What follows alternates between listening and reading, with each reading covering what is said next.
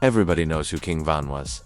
Who King Von is? He was a serial killer who bragged about killing people, and he professed and confessed to be a demon. He was that, bro. If he wanted you out of there, he'll go do it himself on feet by himself.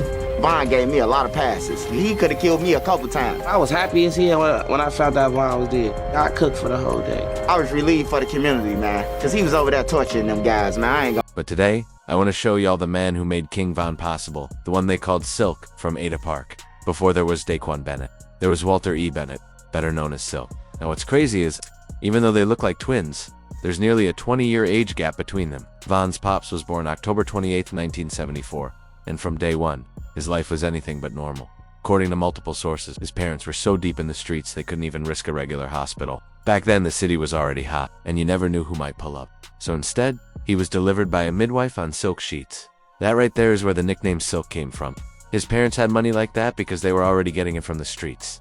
Silk grew up around Ada Park, a well-known spot in the Morgan Park area. His father was a calm, old-school gangster, the type who only spoke when it mattered.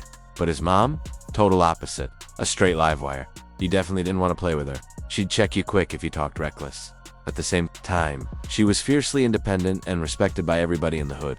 And that independence rubbed off heavy on Silk. Eventually, his parents split, and his stepfather stepped in. Big Reggie, a certified street legend and millionaire. Big Reggie showed him how to really move, how to navigate the streets the smart way. And that guidance quietly set Silk on his path.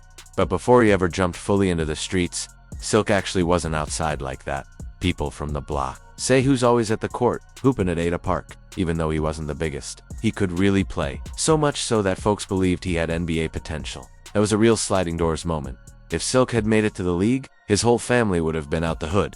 Von wouldn't have grown up in O-Block, wouldn't have known WIC City, probably never jumped off that porch. No V, Hoi, no Durki, no F. That whole story never happens. Just a rich kid living off his NBA dad. But instead of the league, Silk chose the streets. He joined the Black Disciples and started hustling heavy, which naturally brought heat from the law. A charge landed, him 9 years in Menard Correctional, one of the roughest prisons around. When he came home though, his reputation was solid. He never told, never folded, he kept it gangster. Because of that, the BDs rewarded him with his own tower, at Robert Taylor Homes on State Street. That wasn't just loyalty, they trusted his mind and his movement. That's when Silk really started pulling serious money. Word on the block as he became a millionaire, young, everybody knew who Silk was. He was respected, took care of his people, and had a big heart. Still, his circle stayed small, just his day ones. He didn't kick it with everybody, and not everybody could kick it with him, because if you were around Silk, you had to be ready for whatever came with that life. And if that sounds familiar, it should, because it's the same way people described King Von. Capone even said it himself. Not everybody could hang around Von if he was with him. He had to be ready for shootouts, ready to up that strap at any moment. In 2012, everybody couldn't hang with Von. Like, if you was hanging with Von, you had to accept everything that came with Von. You had to accept that you was gonna be in shootings, accept that it was gonna be that, and you had to be with it, you feel me, with Von, you feel me? And this was a lot of the time, everybody didn't want to hang with him, they couldn't, because you had to be on what he was on. A lot of them wasn't on what Von was on, because Von was like that, you feel me?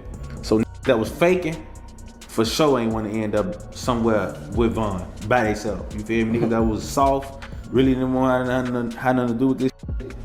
And when back, they weren't trying to kick it with Von and stay around him too long, you feel me? While King Von's father was living that wild life, one thing about Silk, he was never shy about spending money.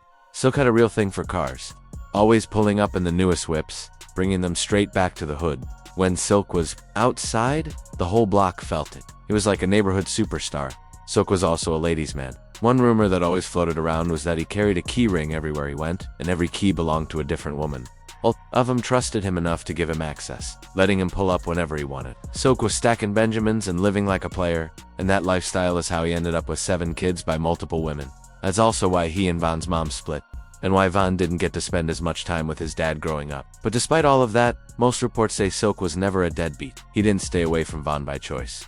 The distance came from him being in and out of jail. And Von always spoke highly of his father, nothing but love. He practically idolized him. You could see it in his tweets, always talking about how the streets took his dad from him. Silt was killed when Von was just 11 years old. And according to the streets, there are 2 main theories about how it happened. The first is that Silk robbed the wrong person. According to Hassan Craig, Vonnie's father, Silk allegedly broke into someone's house and took their money, not knowing the place had cameras. And once they saw it was Silk, things went left. I knew who hired him. The whole city knew who hired him because Silk allegedly broke into a house and took some money, and the people had cameras or whatever the case may be. And I later found out who it was, and I didn't know him from a can of paint. They like, man, you got to know him, you got to know him, you know, and so I don't know him.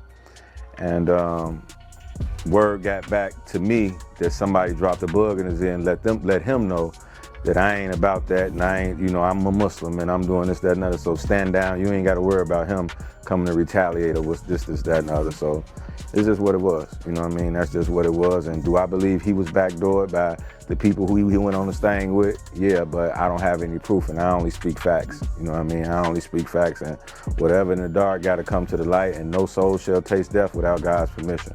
So that's just what it is. Now, while Von's pops was loved by a lot of people, he also had no shortage of enemies. Plenty of folks were jealous, waiting for the chance to see him gone. So it wouldn't be shocking if he was backdoored by somebody he trusted. That's just how the streets work. Too many snakes. And you never really know who's solid. A lot of people question that first story though, because Silk already had money. He didn't get rich off robbing people. But at the same time, just because someone has bread doesn't mean they won't take more. We're not saying Silk was a thief. This is just what's been circulating in the streets. You also gotta remember, Silk wasn't a rapper. He wasn't in the studio, wasn't documenting his life in songs or on social media. None of that. He was strictly a street dude focused on money. So information about him is limited. The second theory is the one most people believe. Back then, Chicago was different. This wasn't the era of random drive-bys or gas station ambushes. In the 80s, 90s, and early 2000s, hoods were more organized and the methods were way more calculated. You wouldn't even see it coming. Projects with high-rise buildings allegedly had snipers posted on rooftops. I know it sounds crazy, but that's how it was. If you were a strange face creeping too close, you'd see that red dot hit your chest, a warning. And if you didn't move right, that was it. It was July 31st, 2005, when Silk's time came. Just like the first theory, the word is, it was backdoored by someone he trusted.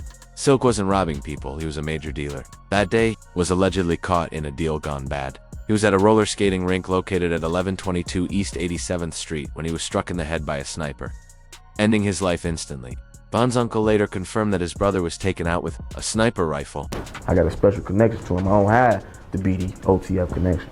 I got a different type of connection. When I saw nigga, I saw my big brother again. Big bro died, I saw my big brother again. You know what I'm saying? It's crazy. Like, I'm with big bro every day. Kill his daddy with a sniper rifle. This shit get deep though, you know what I'm saying? Yeah, sniper. I hit him with a sniper rifle. They at the skate rink, but you know, that's another story. He was a different nigga, you know what I'm saying? But he's just like Von, big heart.